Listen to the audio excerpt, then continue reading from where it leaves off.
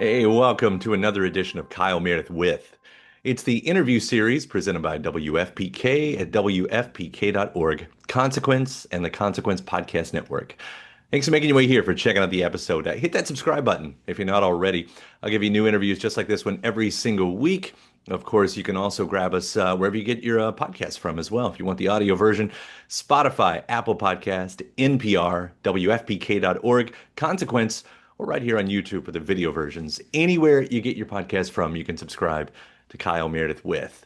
And that's me, Kyle Meredith. Today we are going to be talking about Alien Earth on FX. It's the TV series, the new story in the Alien franchise. And in fact, I'm going to be talking with a lot of the cast and crew. Noah Hawley, the director, David W. Zucker, the producer, Timothy Olyphant, Samuel Blinkin, Babou Ceesay, Sidney Chandler, Alex Lawther. Let's read about this right now.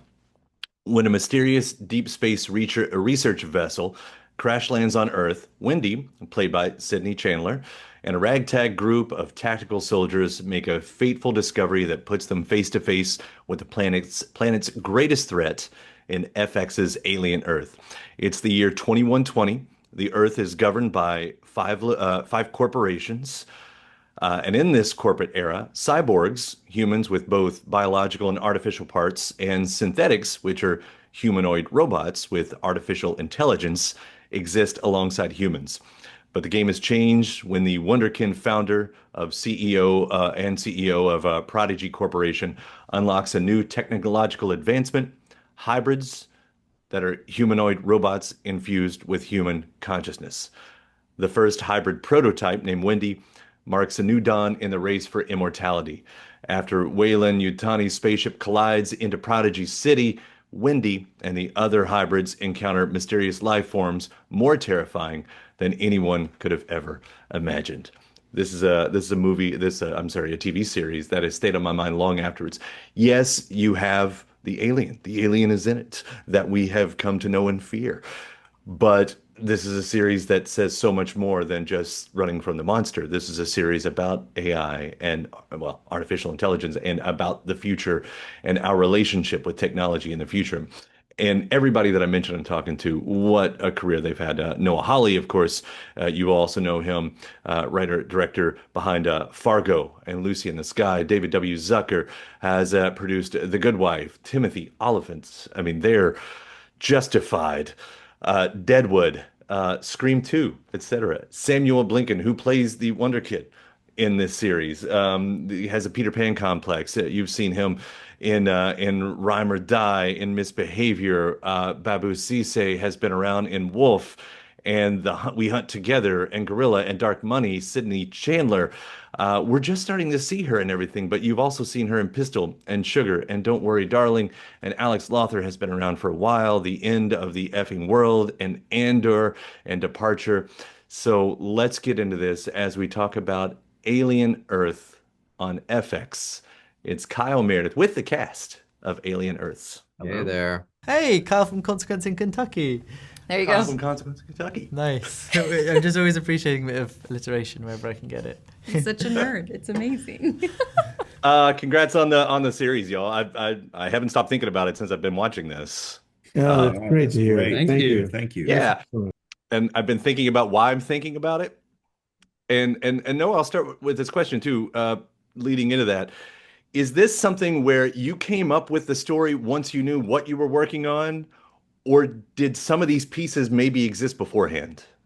No, this was an idea that came up when FX said, "Do you have any ideas for Alien?" And then I thought about this idea, which I don't know that anyone else would have had this idea when they were asked to think about Alien, but for my brain and thinking about the elements and the themes of Ridley's movie and James Cameron's movie, this is where my head went. And I guess so. The reason why I'm bringing that up is like I realized going into this junket today that I don't have any questions about the monster. Like Right. the monster is amazing, right? But there's so much story in here Mhm. beyond the monster. Like, where does the story come from then? Well, I mean, the story comes from the themes of the film. It's I mean, it's really born in this moment in the communication room where Sigourney Weaver leans back and Ian Holm is there, and it's revealed that he's an android. We thought he was British, but it turns out he's an android, and we realize that these characters are trapped between the primordial past, these monsters, the food chain, and this AI future that they created. They thought it was going to help them, but now it's turning on them. And I thought, well, that's a really interesting dilemma to base a show around. Because if it had just been about, running away from monsters, what are you gonna do? How many hours can you do that for? But if you can take the monsters out of it and there's still a show, now I think you've got somewhere to go. It was really interesting. I had a chance to watch the first two films after we completed the series, and it was striking how intimately related they are.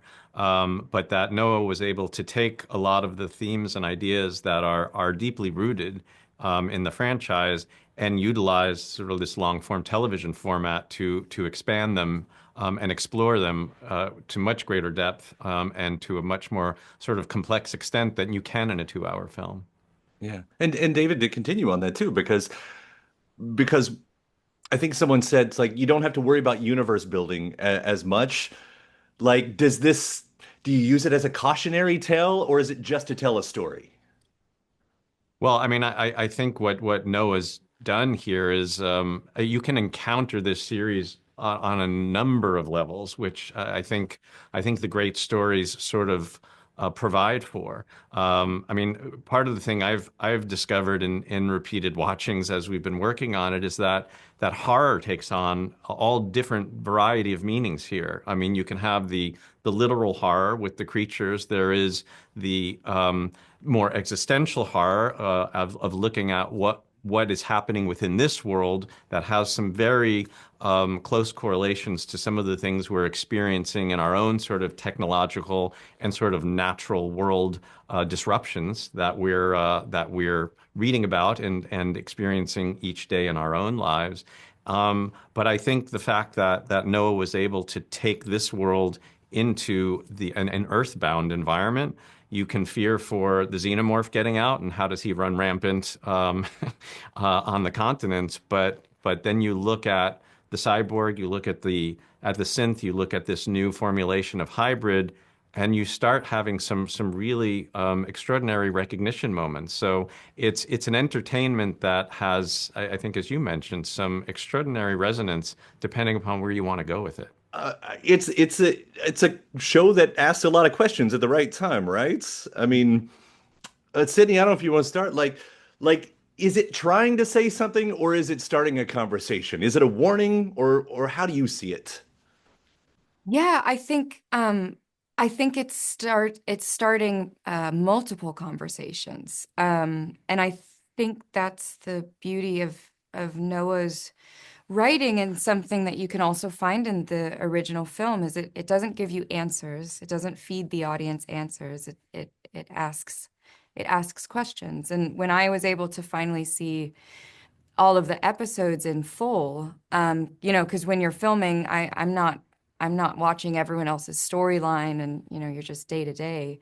But to see it, I felt myself chewing on questions that I hadn't even noticed were part of the piece.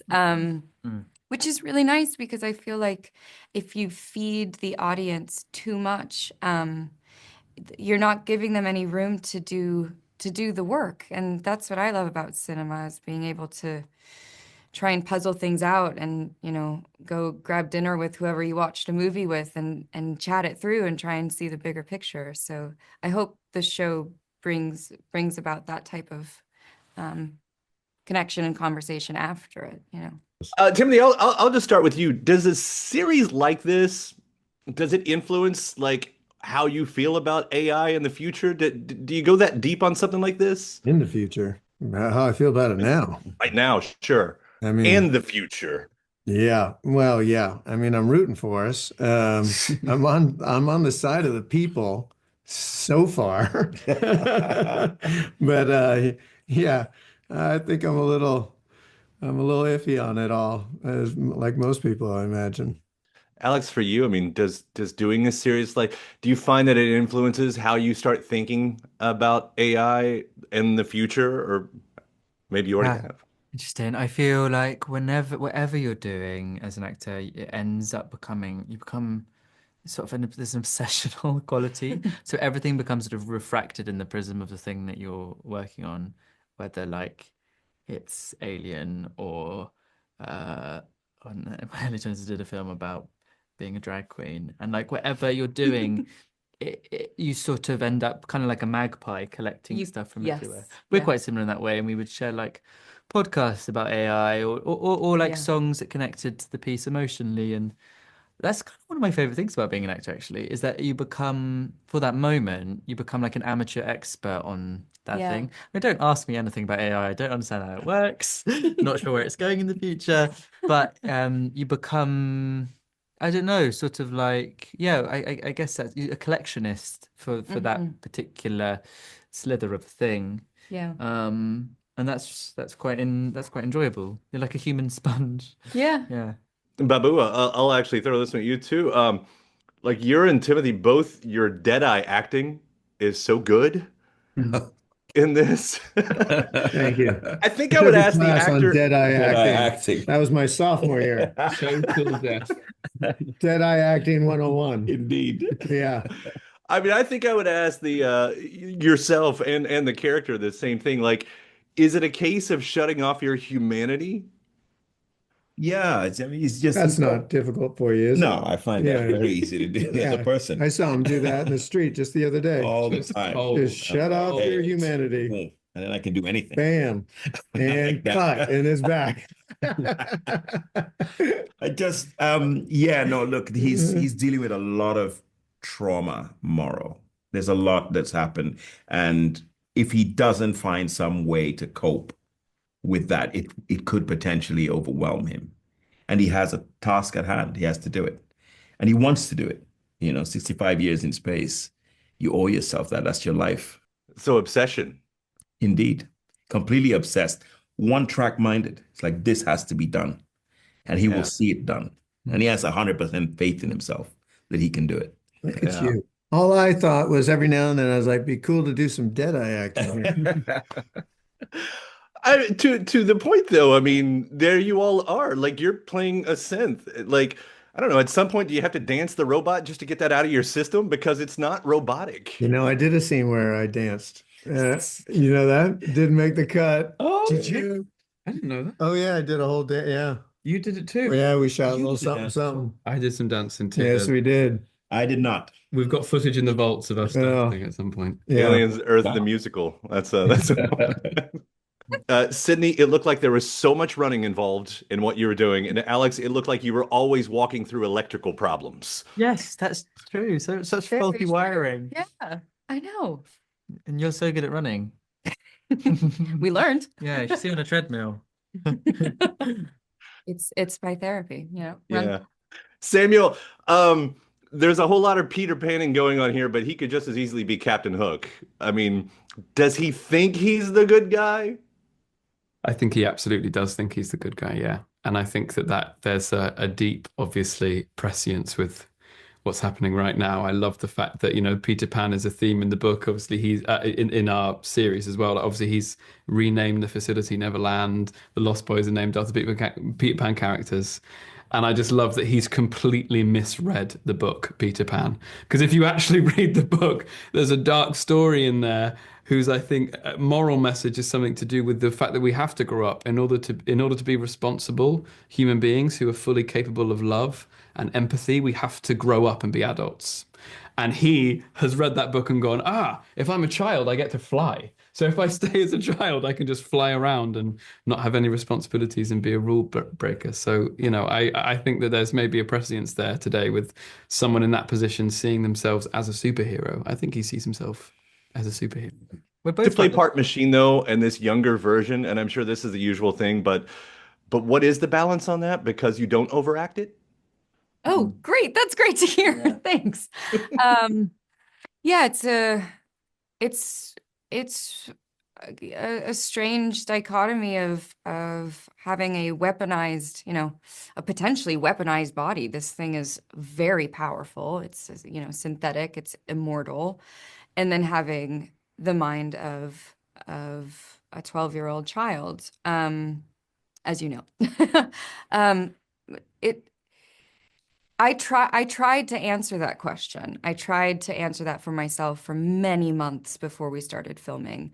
And I couldn't find it. And then when I was able to get on set, I had done, a bit of work and just some different ideas back and forth. But once I got on set with everybody, and specifically working with Alex, the character kind of just fit into place for me.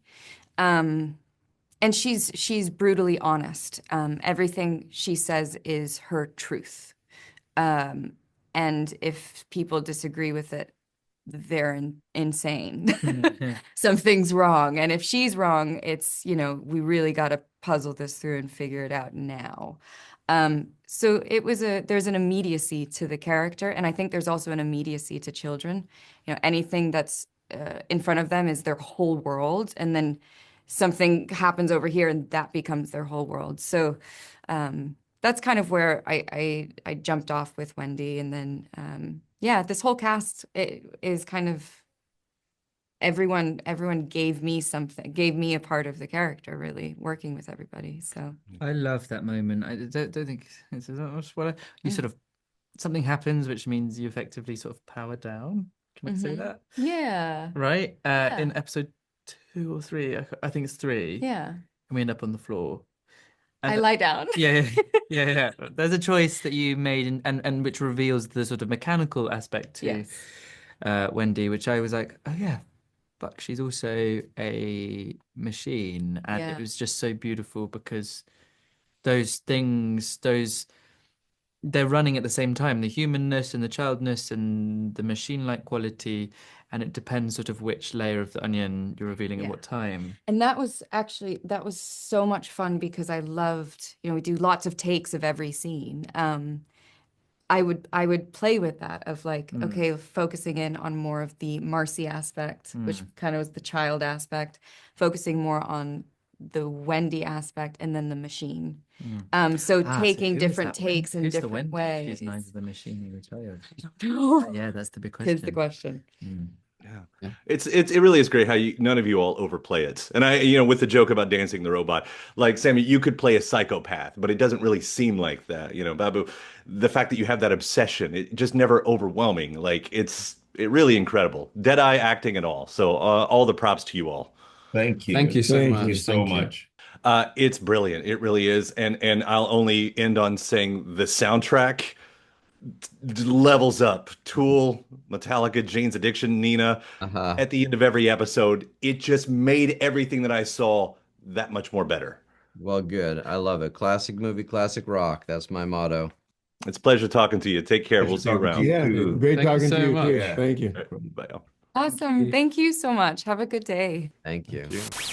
And thanks to my guest. Also, thanks to you for checking out the episode in the series. Before you get out of here, hit that subscribe button. Again, you get 3 brand new interviews every single week. New one every Monday, Wednesday, and Friday at right here on YouTube, or of course anywhere in podcast land, including iTunes, Apple Podcasts, Spotify, Podchaser, NPR, or WFPK.org as well. A great way to keep up with your favorite artists and discover new ones as well. Then after that, actually head over to WFPK.org. That's where I do a show Monday through Friday, 6 p.m. Eastern. It's an hour full of song premieres, music news, anniversary spins, bonus interviews, Monday through Friday, 6 p.m. Eastern at WFPK.org.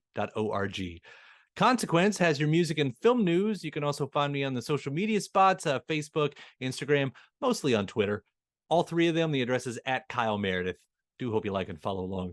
That does it for another edition. I'm Kyle Meredith. I'll see you next time.